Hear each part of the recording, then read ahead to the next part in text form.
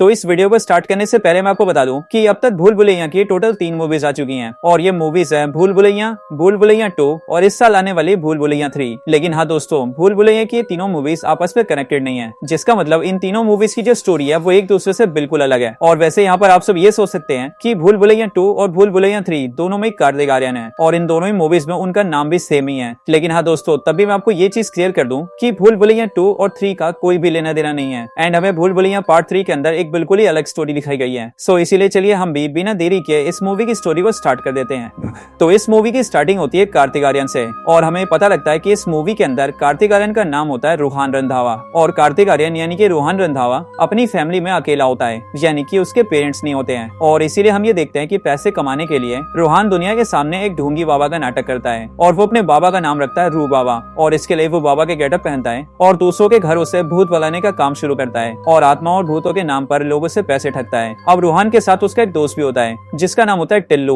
और जैसे कि आप सबको ट्रेलर से ही पता होगा कि टिल्लू और कोई नहीं बल्कि छोटे मियां हैं जो कि अपनी कमाल की एक्टिंग और कॉमेडी की वजह से पहले से काफी फेमस है। अब हम ये देखते हैं कि रूहान और टिल्लू काफी घरों में जाते हैं एंड भूत प्रेतों के नाम पर लोगों को काफी ठगते हैं और पैसे कमाते हैं और इस तरह से उन दोनों की लाइफ काफी अच्छी चल रही होती है। और ये सारी चीजें करके रूहान का यानी कि रू बाबा का नाम भी काफी फेमस हो चुका होता है। लेकिन फिर इसके कुछ दिन बाद हम ये देखते हैं कि रूहान को एक्टर राजेश शर्मा कॉन्टेक्ट करते हैं और वो रूहान और टिल्लू को अपने घर बुलाते हैं। जिसके बाद जैसे रूहान और टिल्लू उनके घर जाते हैं तब वो उन्हें बताते हैं कि असल में आज से 2 साल पहले उनकी भांजी की रोड एक्सीडेंट में मौत हो गई थी और इसीलिए वो चाहते हैं कि रूहान यानी कि रू बाबा उनकी भांजी की आत्मा को बुलाए ताकि वो अपनी भांजी से बात कर सके। अब ये बात सुनते रूहान और टिल्लू अपना ड्रामा शुरू करते हैं और रूहान राजेश शर्मा की भांजी को बुलाने लगता है जिसका नाम होता है मीरा। अब हम ये देखते हैं कि कुछ ही सेकंड्स के बाद मीरा की आत्मा वहाँ पर आ जाती है और हम ये जानते हैं कि मीरा और कोई नहीं बल्कि तृप्ति डिमरी है। लेकिन यहाँ पर मीरा को देखकर रूहान काफी ज्यादा डर जाता है और वो डर के मारे चिल्लाने लगता है। और फिर इसी टाइम पर हम ये देखते हैं कि राजेश शर्मा रूहान की रिकॉर्डिंग कर लेते हैं एंड देन उसके बाद ही मीरा इस बात को डिस्क्लोज करती है कि वो कोई आत्मा नहीं है बल्कि वो एक इंसान है जो कि अभी भी जिंदा है और असल में ये सब उसने और उसके मामा ने मिलकर किया था ताकि वो रूहान का यानी कि रू बाबा का झूठ सामने ला सके। अब ये सब सुनने के बाद रूहान उनसे कहता है कि आखिरकार वो लोग ऐसा क्यों कर रहे हैं। जो सुनकर मीरा रूहान से कहती है कि असल में वो रूहान से अपना एक काम करवाना चाहती है और अगर रूहान ने मीरा के कहने पर उसका वो काम कर दिया तो वो रूहान को पूरे 1 करोड़ रुपए देगी और अगर रूहान ने उसका काम करने से मना किया तो वो उसके बनाए हुए इस वीडियो को सोशल मीडिया पर डाल देगी, जिसके बाद शहर के सारे लोगों को पता लग जाएगा कि रू बाबा एक ढोंगी है जो कि सबको ठगता है और अगर ऐसा हुआ तो रूहान का धंधा पानी बंद हो जाएगा। अब ये सब जानने के बाद ही रूहान के पास कोई ऑप्शन नहीं होता है और इसलिए वो सोचता है कि उसे मीरा का साथ देना चाहिए और उसकी बात माननी चाहिए क्योंकि वैसे भी मीरा की बात मानकर उसे 1 करोड़ रुपए मिलेंगे। अब इसके लिए रूहान राजी हो जाता है, जिसके बाद ही मीरा और उसके मामा रूहान को लेकर अपने गाँव जाते हैं। मीरा के गाँव आने पर हमें पता लगता है कि असल में मीरा जिस गाँव से बिलोंग करती है उस गाँव का नाम है रक्तघाट और ये रक्तघाट बेसिकली एक किंगडम है जहाँ पर आज भी राजाओं का शासन है। लेकिन यहाँ पर हमें देखते हैं कि जब मीरा और उसके मामा रूहान को लेकर आते हैं तो सारा गाँव मिलकर रूहान को ढूंढने लगता है और सभी लोग आपस में कहने लगते हैं कि ये वही है, ये वही है। ये सारी चीजें रूहान को काफी अजीब लगती है बट वो इस बात को इग्नोर करता है और वो मीरा के साथ उसके घर जाता है। मीरा जब रूहान को घर लेकर आती है तब रूहान ये देखता है कि मीरा इसी राज्य के महल में रहती है और इसीलिए रूहान को ये जानकर काफी खुशी होती है। यहाँ पर मीरा रूहान को ये बताती है कि वो असल में इस किंगडम की राजकुमारी है और उसके जो फादर है वो यहाँ के राजा है, यानी कि वो और उसकी फैमिली इस किंगडम को रूल करते हैं और ये राजमहल भी उनकी फैमिली का ही है। लेकिन मीरा उसे बताती है कि वो असल में राजमहल में नहीं रहते हैं बल्कि राजमहल पूरा खाली पड़ा है और वो उसकी पूरी फैमिली राजमहल के सामने वाले तबेले में रहते हैं। अब जब रूहान तबेले के अंदर आता है तब वो मीरा की फैमिली से मिलता है और हमें पता लगता है कि उसकी फैमिली के अंदर मीरा के फादर यानी कि राजा साहब होते हैं जो कि एक्चुअल में एक्टर विजय राज है, साथ ही मीरा का छोटा भाई होता है और मीरा की मामी भी होती है। और रूहान यहाँ पर ये देखता है कि एक रॉयल फैमिली होने के बाद भी मीरा और उसकी फैमिली बहुत बुरी हालत में रहते हैं और इसीलिए रूहान यहाँ पर मीरा से ही बोलता है कि तुम्हारे पास तो खाने तक के पैसे नहीं है तो आखिरकार तुम यहाँ पर मुझे किस काम के लिए लेकर आई हो और उससे ही बड़ी बात तुम आखिरकार मुझे 1 करोड़ रुपए कैसे दोगी। ये सब सुनने के बाद ही मीरा उसे कहती है कि वो और उसकी पूरी फैमिली इस सामने वाले राजमहल के मालिक है और वो इस राजमहल को बेचना चाहती है, इसीलिए जैसे राजमहल बिकता है वैसे वो उन्हीं पैसों में से रूहान को भी 1 करोड़ देगी। लेकिन आगे मीरा ही बताती है कि राजमहल को बेचना आसान नहीं है और सिर्फ रूहान ही ऐसा आदमी है जिसके की एक काम को करने के बाद ही राजमहल बिक पाएगा। अब इसके बाद ही मीरा रूहान को अपने राजपुरोहित से मिलाती है जो राजपुरोहित बेसिकली किंगडम्स के मेन पंडित होते हैं। यहाँ पर इस किंगडम का राजपुरोहित जैसी रूहान को देखता है वैसी वो भी रूहान को देखकर कहने लगता है कि आप आ गए, आखिरकार आप आ गए। बट ये सुनकर भी रूहान चौंक जाता है और वो राजपुरोहित से कहता है कि आखिरकार आप किस बारे में बात कर रहे हैं। अब ये बात सुनकर राजपुरोहित मीरा और रूहान को राजमहल के अंदर लेकर आता है और अंदर आकर वो रूहान को एक पेंटिंग दिखाता है। लेकिन इस पेंटिंग के अंदर रूहान ये देखता है कि वो पेंटिंग असलियत में उसी की होती है और इसीलिए अब रूहान बहुत ज्यादा कंफ्यूज हो जाता है और वो राजपुरोहित से पूछता है कि आखिरकार ये सब क्या चल रहा है। अब ये सुनकर राजपुरोहित रूहान को स्टोरी बताता है। वो रूहान को बताता है कि आज से 200 साल पहले ये पूरा राज्य काफी ज्यादा सुखी और खुशहाल था और इस राज्य पर उस समय के राजा का शासन था उस राजा की एक बेटी भी थी जिसका नाम था मंजुलिका। और राजा की वो बेटी यानी कि मंजुलिका हर एक चीज में बहुत अच्छी रही, जैसे कि वो पढ़ाई में बहुत विद्वान थी, वो बहुत बुद्धिमान थी, उसे हर तरह के हथियार चलाने आते थे और यहाँ तक कि उसे राज्य के ऊपर शासन करना भी आता था। और इसीलिए जब मंजुलिका सिर्फ 10-12 साल की थी तब से उसे ऐसा लगने लगा कि आगे चलकर वही इस राज्य को संभालेगी। लेकिन उसके बाद राजा ने एक दासी से एक पुत्र पैदा किया और जैसे ही राजा का पुत्र पैदा हुआ वैसे ही राजा उनसे बहुत प्यार करने लगे। पर ये देखकर मंजुलिका को बहुत गुस्सा आया और इसीलिए वो अपने छोटे भाई से जलने लगी, क्योंकि राजा यानी कि उसके पिता सारा प्रेम अपने बेटे को करते थे और उसे राज्य का हिस्सेदार भी मानते थे। लेकिन तब भी मंजुलिका को थोड़ी सी संतुष्टि थी, क्योंकि वो ऐसा सोचती थी कि उसका जो भाई है यानी कि राजा का बेटा वो असलियत में दासी का भी बेटा है और शायद इसीलिए उसके पिता उसके भाई को कभी भी राजा नहीं बनाएंगे, जिस वजह से ये राज्य मंजुलिका का होगा। लेकिन जब मंजुलिका और उसका भाई जवान हो गए तब राजा ने अपना उत्तराधिकारी अपने बेटे को बनाया और उन्होंने अपने बेटे को ही नया राजा घोषित कर दिया। अब ये देखकर मंजुलिका के गुस्से का ठिकाना नहीं रहा और इसीलिए मंजुलिका उसी रात को अपने भाई के कमरे में गई और उसने एक चाकू से अपने भाई की हत्या कर दी, जिस वजह से राजा का बेटा मारा गया। लेकिन राजा को जैसे ये पता लगा कि मंजुलिका ने उनके बेटे को मार दिया है तब ये जानकर राजा को भी बहुत गुस्सा आया और इसीलिए राजा ने मंजुलिका को मृत्युदंड दिया। एंड इसीलिए राज्य की सेना ने मंजुलिका को पकड़कर उसे राजमहल के अंदर ही जलाकर मार दिया। लेकिन मरने के बाद मंजुलिका काफी पावरफुल आत्मा बन गई एंड इसीलिए आत्मा बनने के बाद मंजुलिका ने अपने पिता को यानी कि राज्य के राजा को मार दिया। लेकिन ये देखकर उस समय के जो राजपुरोहित थे उन सभी ने मंजुलिका की आत्मा को रोकने का विचार किया ताकि वो और किसी को नुकसान न पहुंचा सके। एंड फिर इसके लिए एक बहुत ही बड़ा यज्ञ किया गया और उस यज्ञ से एक पावरफुल तेल को तैयार किया गया, एक ऐसा तेल जिससे कि मंजुलिका की आत्मा को कमजोर किया जा सके। और फिर उसी तेल की मदद से मंजुलिका की आत्मा को एक कमरे के अंदर कैद कर दिया गया और सिद्धियों का इस्तेमाल करके उस कमरे को लॉक कर दिया गया ताकि मंजुलिका की आत्मा अपने आप कमरे से कभी बाहर ना सके। और अब मंजुलिका की वही आत्मा इस राजमहल के कमरे के अंदर कैद है, वो भी पूरे 200 सालों से। लेकिन कमरे में कैद होने के बाद भी उसे राजमहल में किसी को सही से रहने नहीं दिया। और अब क्योंकि राजमहल में रहने वाले लोगों को जान का खतरा महसूस हुआ, इसीलिए नए राजा और उनकी फैमिलीज ने तबेले में रहना शुरू कर दिया और इसीलिए तब से राजमहल खाली पड़ा हुआ है। अब ये पूरी स्टोरी बताने के बाद ही जो राजपुरोहित होता है वो रूहान से कहता है कि असल में उसके जो पूर्वज थे यानी कि उस समय के राजपुरोहित, उन्होंने उस समय पर एक भविष्यवाणी की थी और उन्होंने भविष्यवाणी में ये कहा था कि इस राजमहल के अंदर जो आत्मा कैद है उसे मुक्ति दिलाने के लिए इसी राजमहल से कोई फिर से जन्म लेगा और जब वो पुनर्जन्म लेकर आएगा तभी वो आत्मा को मुक्त करके इस पूरे राज्य में शांति लाएगा। और उसका यानी कि राजपुरोहित का ये मानना है कि रूहान उसी समय के राजकुमार का पुनर्जन्म है जो कि अब मंजुलिका की आत्मा को मुक्त करेगा। लेकिन इसी के आगे राजपुरोहित उससे कहता है कि ये काम डायरेक्ट नहीं हो सकता है, क्योंकि ऐसा करने के लिए एक विधि को करना जरूरी है और वो विधि सिर्फ दुर्गाष्टमी पर होती है और दुर्गाष्टमी आने वाले कुछ दिनों बाद है। इसीलिए दुर्गाष्टमी वाले दिन वो लोग यज्ञ करेंगे जिसमें यज्ञ पूरा होने के बाद ही जो रूहान है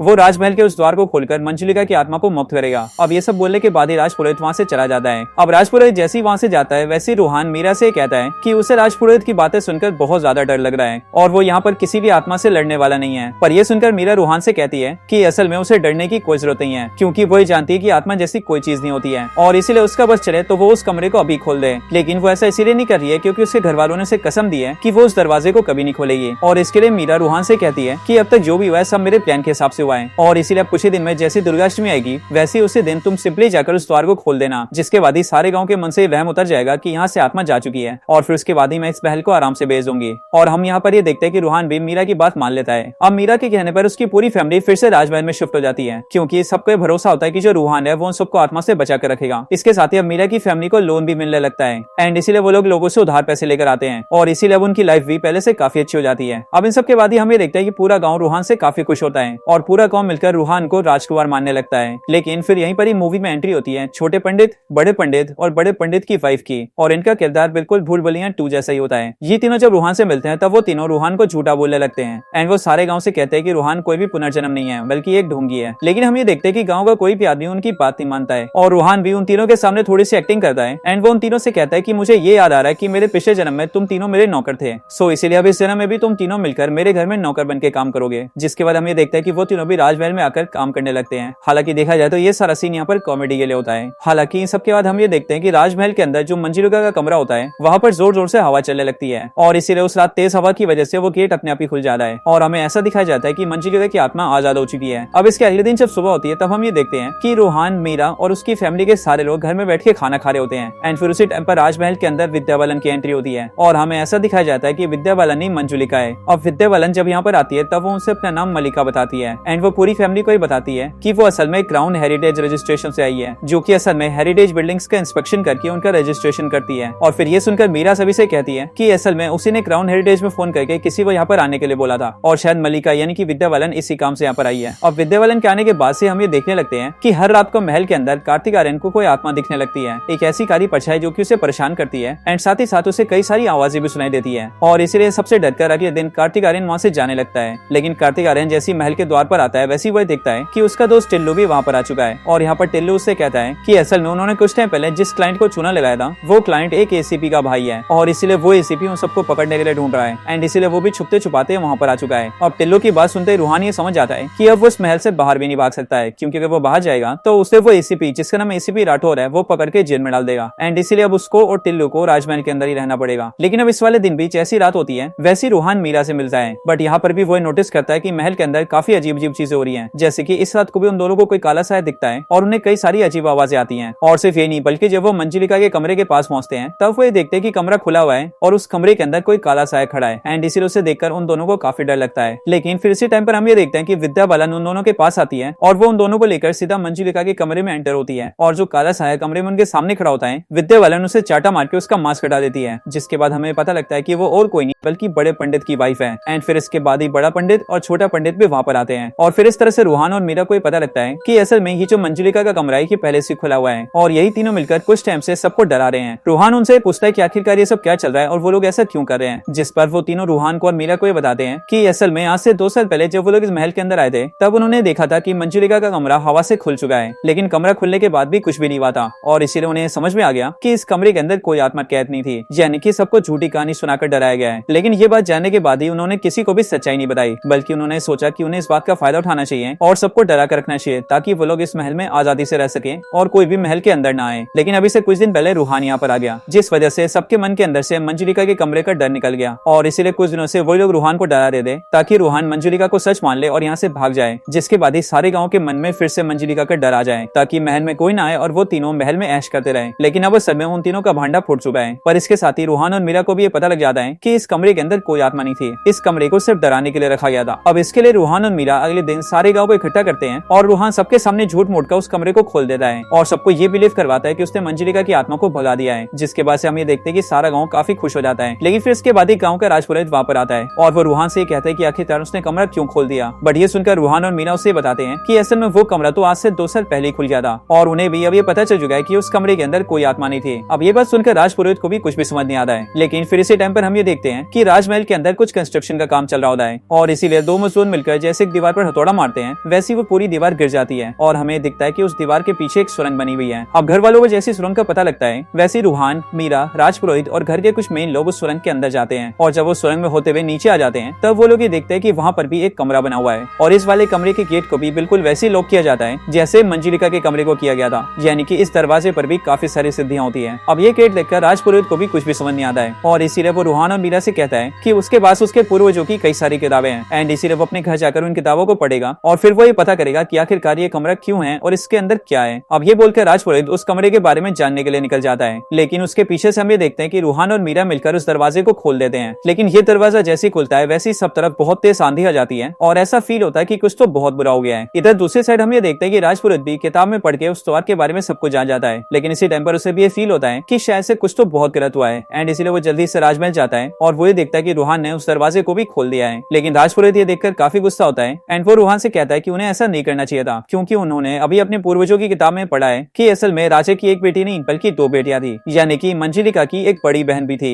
जिसका नाम था अंजुलिका और अंजुलिका और मंजुलिका 2 बहनें थी। लेकिन अंजुलिका के बारे में ज्यादा कोई भी नहीं जानता है, यहाँ तक कि वो भी उसके बारे में नहीं जानता था और उसे भी उसके बारे में सिर्फ किताब को पढ़ के पता लगा है। बट अब इसके कुछ टाइम बाद ही हमें देखते हैं कि इसी रात को महल के बाहर माधुरी दीक्षित खड़ी होती है और हमें ये फील हो जाता है कि माधुरी दीक्षित ही अंजुलिका है और अब इस तरह से दोनों बहनों की एंट्री हो चुकी है, विद्या बालन मंजुलिका और माधुरी दीक्षित अंजुलिका। इसके बाद ही माधुरी दीक्षित अंदर आती है और वो पूरे परिवार से मिलकर बताती है कि वो असल में एक काफी रिच लेडी है और वो इस पूरे महल को यहाँ पर खरीदने आई है। लेकिन वो इस महल को खरीदने से पहले इस महल के अंदर कुछ दिन रहेगी, महल को पूरी तरह से देखेगी, जानेगी एंड फिर डील करेगी और हम ये देखते हैं कि इसके लिए परिवार वाले राजी हो जाते हैं। लेकिन अब घर के अंदर मंजुलिका और अंजुलिका जैसी प्रेजेंट होती है वैसी हम ये देखते हैं कि वो दोनों अकेले में एक दूसरे का गला दबाने लगती हैं, पर कुछ टाइम बाद ही वो दोनों एक दूसरे का गला छोड़ती है और चली जाती हैं। अब इन दोनों के यहाँ पर आने के बाद ही काफी अजीब अजीब घटनाएं होने लगती, जैसे कि एक दिन रूहान और मीरा मिलकर अंजुलिका को यानी कि माधुरी दीक्षित को जब मंदिर ले जा रहे होते हैं तब वो उन दोनों से कहती है कि वो मंदिर के अंदर नहीं जाती है और ये बोलकर वो उन दोनों पर चिल्लाने लगती है। इसके साथ ही हम ये भी देखते हैं कि इसी महल को खरीदने के लिए एक और आदमी आता है जिस आदमी का नाम होता है विक्की खन्ना और उस आदमी को देखकर मंजुलिका को यानी कि विद्या बालन को बहुत गुस्सा आता है एंड इसीलिए वो अकेले में खुद से चिल्लाते हुए कहती है कि चाहे कुछ भी जाए वो उसे इस महल को नहीं खरीदने देगी। और फिर उसी रात को हम ये देखते हैं कि मंजुलिका की आत्मा विक्की खन्ना को जान से मार देती है। अब ये सारी अजीब घटनाएं देखकर रूहान और मीरा को शक होने लगता है कि शायद से विद्या बालन और माधुरी दीक्षित दोनों ही स्पिरिट्स हैं। और अब इसके लिए रूहान और मीरा मिलकर पूरे परिवार को इस बारे में बता देते हैं, जिसके बाद से पूरे परिवार को भी शक हो जाता है कि शायद से माधुरी दीक्षित और विद्या बालन शायद से भूतनी है। अब इसके लिए रूहान और मीरा राजपुरोहित को राजमहल बुलाते हैं और उन्हें ये सारी बातें बताते हैं। एंड फिर बातों को सुनकर राजपुरोहित उनसे कहता है कि उसके पूर्वजों ने भविष्यवाणी की थी कि इस महल के अंदर आत्मा है और इसीलिए उसे भी ये बिलीव है कि वो आत्मा विद्या बालन या फिर माधुरी दीक्षित में से कोई एक है। और फिर इसीलिए वो राजपुरोहित रूहान से कहता है कि मैं भी इस बारे में पहले से ही सोचा था और इसीलिए मेरे पूर्वजों ने यज्ञ करके जो तेल बनाया था उस तेल को मैंने भी तैयार कर लिया है और किस्मत से आज ही दुर्गाष्टमी है। और इसीलिए राजपुरोहित रूहान से कहता है कि अब आपको आज रात को इस तेल का इस्तेमाल करके उस आत्मा को मुक्त करना होगा। अब इन सारी बातों को सुनने के बाद ही रूहान सबसे कहता है कि कहानी के हिसाब से बुरी आत्मा सिर्फ एक ही है और वही आत्मा है जो कि इस पूरे राज्य का बुरा चाहती है। एंड वो आत्मा है मंजुलिका की आत्मा। और अब क्योंकि उसे और घर वालों को ये नहीं पता है कि विद्या बालन और माधुरी में से मंजुलिका कौन है, इसीलिए असली मंजुलिका को ढूंढने और उसे हराने में उन लोगों को तकलीफ हो सकती है। लेकिन फिर यहीं पर ही मीरा सबको बताती है कि असल में कुछ टाइम पहले उसे सफाई करने के दौरान ही एक पेंटिंग मिली थी जिस पेंटिंग पर मंजुलिका का नाम लिखा था। लेकिन मंजुलिका की पेंटिंग में जैसी वो चेहरा देखने गई थी वैसे विद्या बालन ने वहाँ पर अगर उस पर पेंट गिरा दिया, जिस वजह से वो उस पोस्टर में मंजुलिका का चेहरा नहीं देख पाई। लेकिन मीरा ही बताती है कि उसे उस पेंटिंग को केमिकल से साफ करने के लिए भेजा है और इसीलिए कुछ ही टाइम में उस पेंटिंग की असली फोटो सबके सामने मिल जाएगी और जैसे उसके फोन पे उस पेंटिंग की फोटो आएगी वैसे उन्हें पता लग जाएगा कि असली मंजुलिका कौन है। अब इसके बाद ही वो सब लोग रात का वेट करने लगते हैं और रात होते ही हम ये देखते हैं कि विद्या बालन और माधुरी दीक्षित दोनों फैमिली वालों के पास आ जाते हैं। लेकिन फिर से टाइम पर मीरा के फोन में मंजुलिका की फोटो आती है और फिर पूरा परिवार ये देखता है कि असली मंजुलिका विद्या बालन है। लेकिन जैसे वो लोग फोटो देखते हैं वैसे हम ये देखते हैं कि विद्या बालन हवा में उड़ने लगती है और वो सीधा माधुरी दीक्षित की चोटी पकड़ती है और उसे लेकर ऊपर चढ़ जाती है और फिर वो उसे रगड़ते हुए सीधा नीचे लेकर आती है। लेकिन फिर ये देखकर रूहान उसे बचाने जाता है क्योंकि अब रूहान को ही पता होता है कि विद्या बालन ही मंजुलिका है और इसीलिए वो विद्या बालन से फाइट करते हुए उसके आसपास तेल बिखेर देता है, जिस वजह से विद्या बालन के चारों तरफ आग जलने लगती है और वो वहाँ पर कैद हो जाती है। और फिर रूहान सही टाइम देकर उस गोले से बाहर आ जाता है, जिसके बाद विद्या बालन अकेले उसमें फंस जाती है। लेकिन फिर इसके बाद ही हमें देखते हैं कि विद्या बालन नॉर्मल रिएक्ट करने लगती है और वो सभी से कहती है बचाओ मुझे बचाओ। और फिर इसके अगले पल हम ये देखते हैं कि कुछ टाइम पहले जैसा विद्या बालन रिएक्ट करी थी वैसा माधुरी दीक्षित रिएक्ट करती है और अब वो हवा में उड़ने लगती है एंड वो सबसे कहती है कि आज वो सबको खत्म कर लेगी। और इसी टाइम पर हम ये देखते हैं कि विद्या बालन भी अपने आग के गोले से बाहर आ जाती है। अब ये सब देखकर रूहान को काफी कंफ्यूजन होता है, लेकिन वह तब भी माधुरी को रोकने जाता है और वो इस बार उसके चारों तरफ गोला बनाने लगता है। लेकिन इस बार विद्या बालन उसे रोक देती है और वो रूहान से ही कहती है कि उसे ऐसा नहीं करना चाहिए। अब रूहान को रोककर विद्या बालन माधुरी के पास आती है एंड वो माधुरी से बोलती है कि अब कोई समझे या फिर ना समझे, लेकिन मैं तुम्हारी असलियत जान चुकी हूँ और इसीलिए अब तुम जो भी हो वो बाहर निकलो और सबके सामने आओ। अब उसके ऐसा बोलने के बाद ही हमें देखते हैं कि माधुरी की बॉडी से एक स्पिरिट बाहर आती है और हमें पता लगता है कि यही मंजुलिका की स्पिरिट है। एंड फिर यहाँ से हमें ये सारी चीजें क्लियर होती है कि असलियत में ना तो विद्या बालन स्पिरिट थी ना ही माधुरी दीक्षित, बल्कि स्पिरिट तो कोई और ही थी जो कि टाइम टाइम पर विद्या बालन और माधुरी की बॉडी को पोजेस कर रहे थे और उनसे गलत काम करवा रहे थे, बिल्कुल वैसे ही जैसे उन्होंने अभी इन दोनों से करवाया था। और इसीलिए सबको ऐसा फील हो रहा था कि स्पिरिट विद्या बालन या फिर माधुरी में से कोई एक है। लेकिन अब ये क्लियर होता है कि स्पिरिट कोई और ही है। बट यहाँ पर पूरी फैमिली ये देखती है कि जो असली मंजुलिका की स्पिरिट है उसके चेहरे पर एक मास्क होता है, वो भी काले रंग का। और इसीलिए सभी उससे कहते हैं कि तुम अपने चेहरे का मास्क हटाओ और हमें दिखाओ कि तुम आखिरकार कैसे दिखते हो। अब इसके बाद मंजुलिका की स्पिरिट जैसे अपना मास्क हटाती है वैसे उसका चेहरा देखकर सारे लोग शॉक हो जाते हैं, क्योंकि असलियत में वो स्पिरिट ना तो मंजुलिका की होती है ना ही अंजुलिका की, बल्कि एक्चुअल में वो स्पिरिट होती है राजकुमार की, यानी कि कार्तिक आर्यन की। अब राजकुमार का चेहरा देखकर सभी लोग दंग रह जाते हैं। लेकिन फिर यहीं पर ही राजकुमार सबको अपनी स्टोरी बताता है। राजकुमार सभी से कहता है कि आज से 200 साल पहले उसके पिता इस पूरे राज्य के राजा थे और उसके साथ उसके परिवार में उसकी 2 बड़ी बहनें भी थी जो कि थी अंजुलिका और मंजुलिका। लेकिन राजा अंजुलिका और मंजुलिका को छोड़कर अपने बेटे को राजा बनाते हैं और इसीलिए अंजुलिका और मंजुलिका को बहुत गुस्सा आता है एंड वो दोनों मिलकर राजकुमार को मारने का डिसाइड करते हैं। और इसीलिए उसी रात वो दोनों राजकुमार के कमरे में जाते हैं ताकि वो राजकुमार को चाकू से मार दे।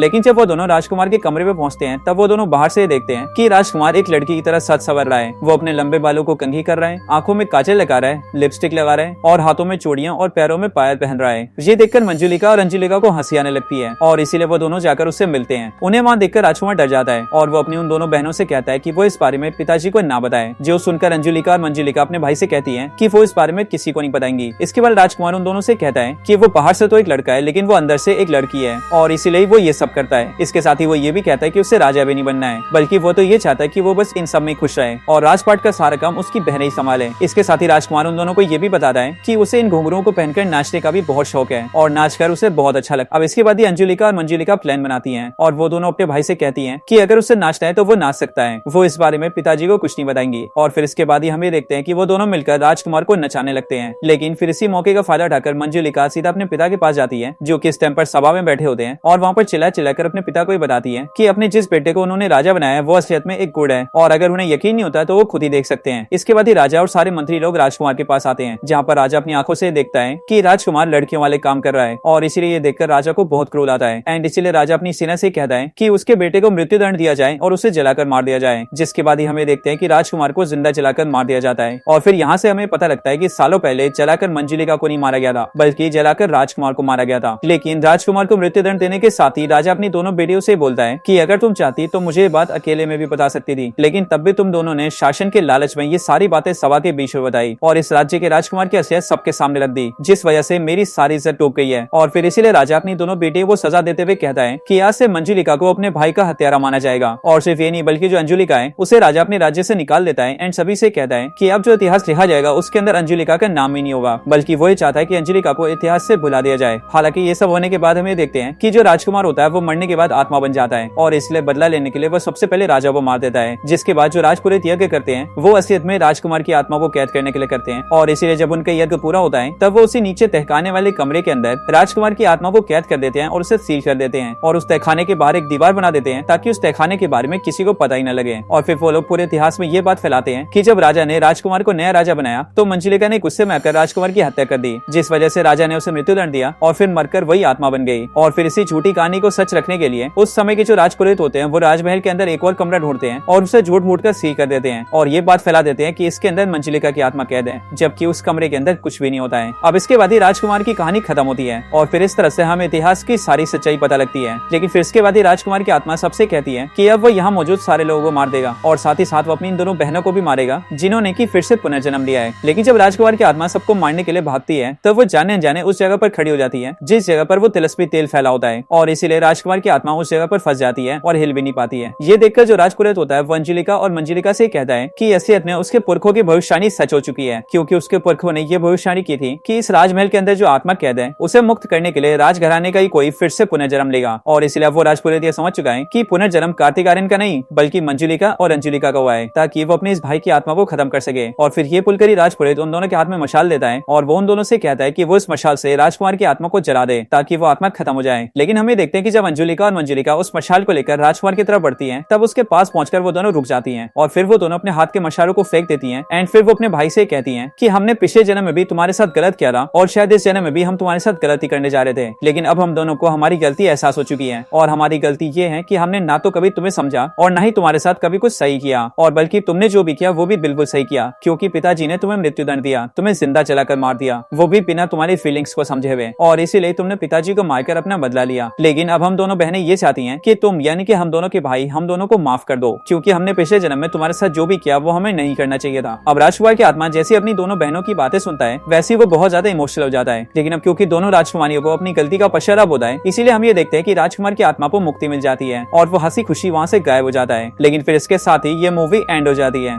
सो दोस्तों ये थी वीडियो भूल भुलैया 3 मूवी की स्टोरी के ऊपर। आपको वीडियो कैसी लगी ये आप मुझे कमेंट्स के अंदर जरूर बताना, और अगर आपको वीडियो पसंद आई हो तो वीडियो को लाइक करना और कमेंट्स के अंदर भूल भुलैया 3 जरूर लिखना, और जिन्होंने भी चैनल को सब्सक्राइब नहीं कर रखा है वो जल्दी से चैनल को सब्सक्राइब भी कर लेना। बाकी मैं मिलता हूँ आपसे ऐसे किसी और बेहतरीन वीडियो में, तब तक के लिए गुड बाय।